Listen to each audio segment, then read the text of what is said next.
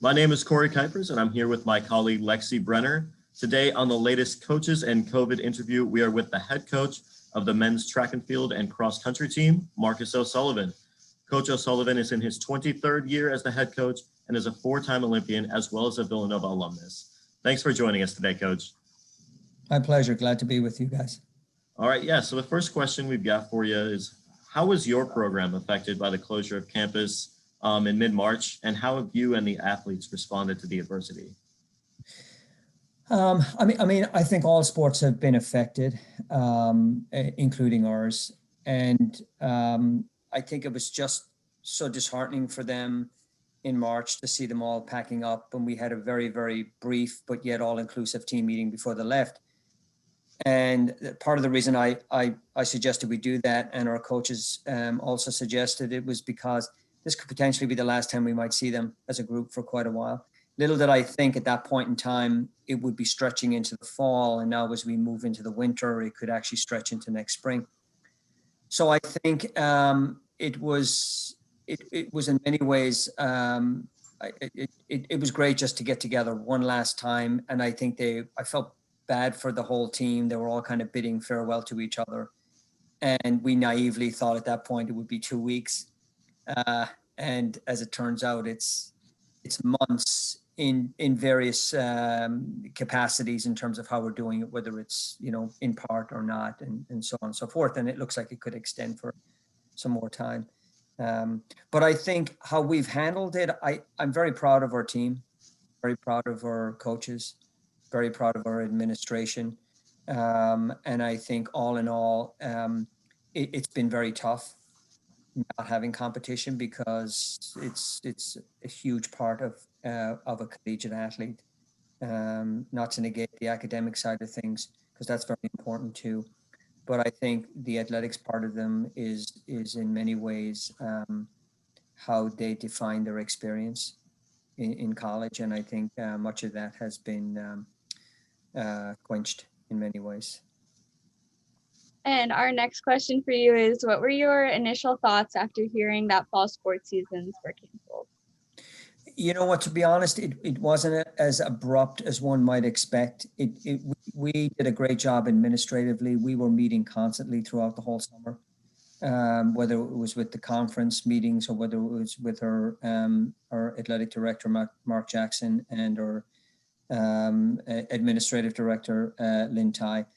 And so there was constant meetings throughout, and it almost kind of evolved, whereby the components being at the NCAAs, and then the conference, and then Villanova, and then how you as a coaching staff felt about moving forward. There were so many moving parts. And ultimately, I think Father Peter, who's done some great leadership just this year in terms of communicating with the coaches, letting them know what their priorities were as a university, and then putting an infrastructure in place for us to be able to decide how we're going to move forward. So it was a combination of a lot of things, and us as a university, and us as an athletic department, and us as a track and field program, cross country program. We kind of defined how we were going to move through it, and safety for the student athletes was paramount. Nothing was going to get in the way of that. And I think that's how we let ourselves guide ourselves much earlier, before any decisions were really made on a conference level or at an NCAA level. So it all meshed. Lexi, it all came together as we saw it unfold. So it wasn't as abrupt, and we were really expecting it to kind of unfold the way it did. Yeah, Coach, you talked a little bit about how it wasn't abrupt, and you guys were planning throughout the summer and everything. So what restrictions right now do you and your athletes have to follow, and how are you meeting those? The biggest obviously restriction is that we cannot compete. And so that's, we kind of know where we are with that. And then as the protocols were put in place, we moved ourselves into pods, if you will, of 4 to 5 student athletes, which either because they were living together, or they had modes of transportation together, or they were training equipped to kind of to practice with each other, meaning abilities, so to speak. and then also events. We were able to redesign our practice schedules. So on a typical Tuesday, we might all meet at 3:00, but now on a typical Tuesday, our first group meets at 7:45. And then we might have another 2 or 3 groups that will come later in the day, but social distancing from each another's groups, if you will. So we had to redesign a lot of it, but to be honest, it's worked out well. And I think that allows at least the student athletes, particularly the cross country students, which were the ones that were most affected by not having competition this fall, that at least allows them to be able to be at practice. And we do what we would call structured formal practice 2 days a week. So it's not like it's every day that we're out there and we're meeting with them constantly all the time. They get a lot of what I call free practice, which means they know what they have to do in terms of mileage that they have to make for the week if you're a distance runner. And so a lot of that can be done on their own. We don't meet in the locker room. We've converted our locker room into an additional trainer's room, which the athletic trainers can camp there. The locker rooms are off limits. So any places where we found that the athletes could potentially congregate inside were very, very structuredly eliminated from the fall in terms of how we progress. So I think we've done a relatively very, very good job. And I think that, again, has come under the umbrella of the administration's guidance, medical's guidance, and the university's guidance. So there's been a lot of support. And I've watched institutions, and I've watched even, particular institutions that are opening up, and you can instinctively know that they're not prepared as much as they should be.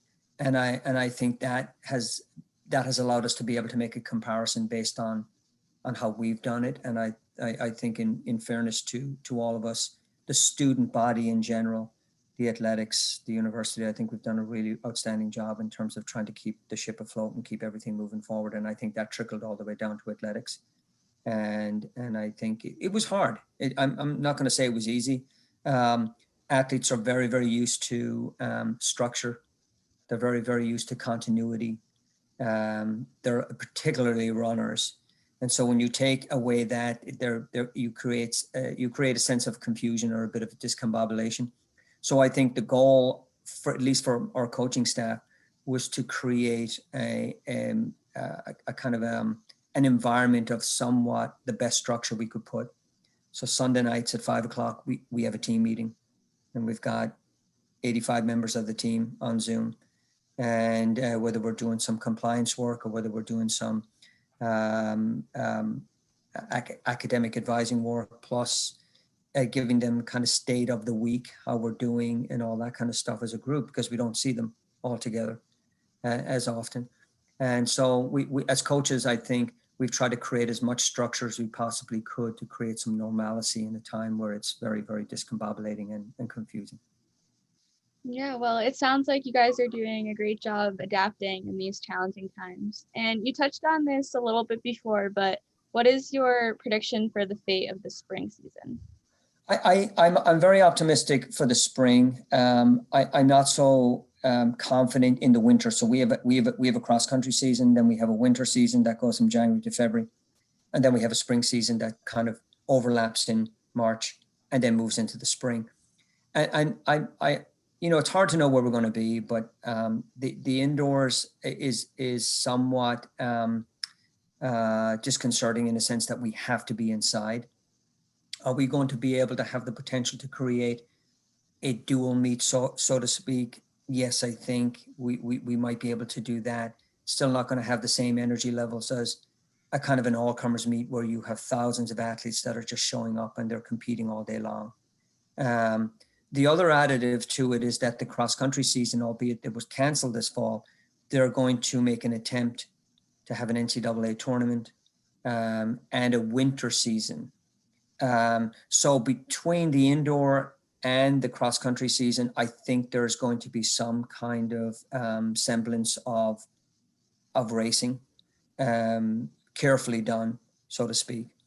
And then as we move out into the spring, I think a lot will depend on a vaccine, and then a lot will depend on how quickly the vaccine can be implemented and whether, healthcare workers and the people that are in need of it are going to get them first. So you're kind of hoping that by the spring we'll have arrived at that, but who knows? And I think you got to take it one step at a time. And I think right now, optimistically, I want to be optimistic about the spring, and I want to be optimistic of some form of racing if we could during the indoor / cross country winter season. All right, yeah. In the intro, we talked about the fact that you're a former accomplished runner yourself.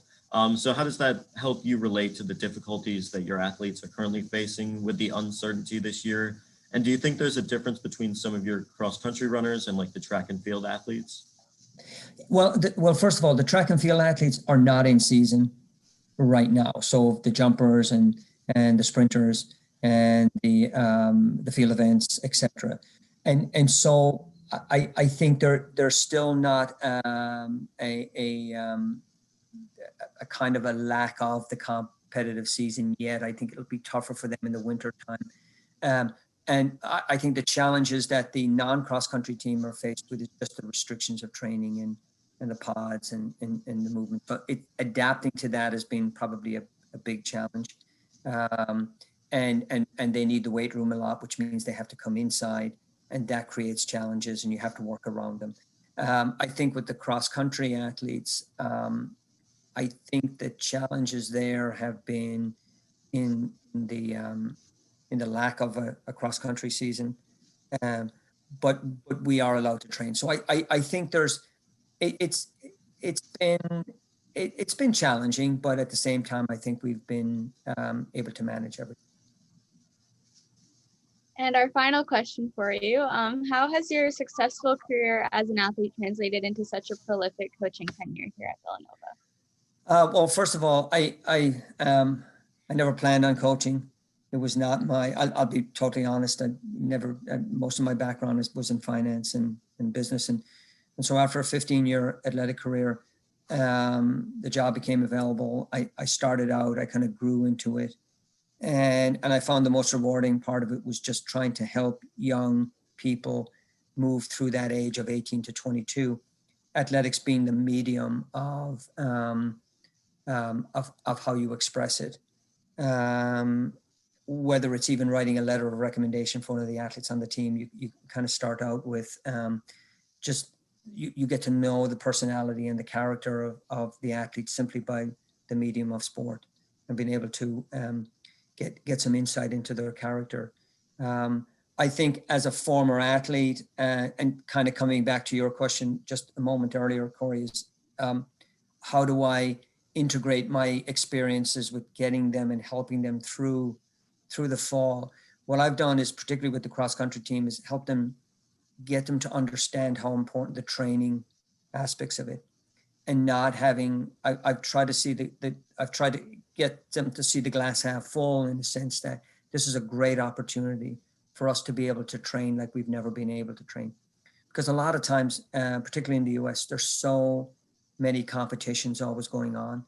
And if you've got any sporting background or anything, you know you need blocks of work that you can put together in preparation. And a lot of times that's done over the summertime. It's done over the winter time, and not necessarily under my directive, in terms of I'm not with them. But I think this fall, what has been very exciting for me was to experiment with volumes of training, different types of training. And I would like to think that particularly the guys who I coach, all of about 23 that I directly coach, even though we have a team of about 85, I think I would hope to think that they were excited about the different things that we were trying. And I think when you try to create an atmosphere of importance, even though when there's no importance there because there's no competition, I think that keeps athletes going, and I think it keeps them motivated, in the hope that we'll be able to allow them to express themselves competitively when the time comes and arrives.